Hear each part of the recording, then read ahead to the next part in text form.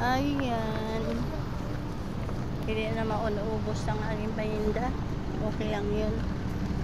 Kasi ganun talaga. Buhay. Diba? Ayan. Maraming nira. Okay lang yun. May nanirang may COVID daw. Si ganito, si ganyan. Ano na yung COVID? Lalakas namin. Tapos, sugal daw. Ay, sugal. Hindi nga nagtaya. Wala kang pera. Kaya nga nagtinda, di ba? Naglaro ako, pero wala naman yung bayad. Ano lang, libang-libang. Tapos, kung maglaro man ako sa ano, siguro kung maglaro man ako sa may bayad, magpapaalam muna ako bago ako maglaro. Ayan. Ganun pa rin, magawa pa rin tayo ng building paupahan, disinfect pa rin tayo, sara pa rin natin yung mga bumubulwak na tubig sa kabildingan sa lahat ng bansa sa buong mundo. Maglagay pa rin tayo ng mga mga merkado sa lahat ng bansa sa buong mundo na may mga may mga yaman at pag-agawan para hindi mga swarak yung mga mga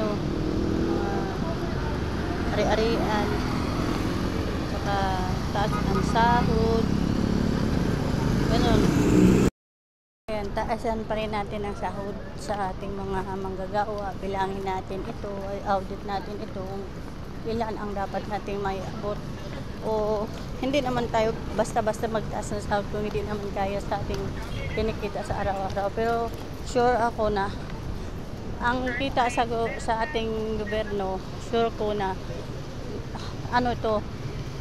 makakaya itong masahura ng ating mga empleyado ng mga departamento sa lahat ng barangay sa nakakataas ng mga empleyado sa gobyerno kapag i-audit natin. Pero kapag hindi naman pwede naman natin to ibana-bana kung ito ay hindi kaya, di ba? Pwede naman natin tong i-budget, may pondo sa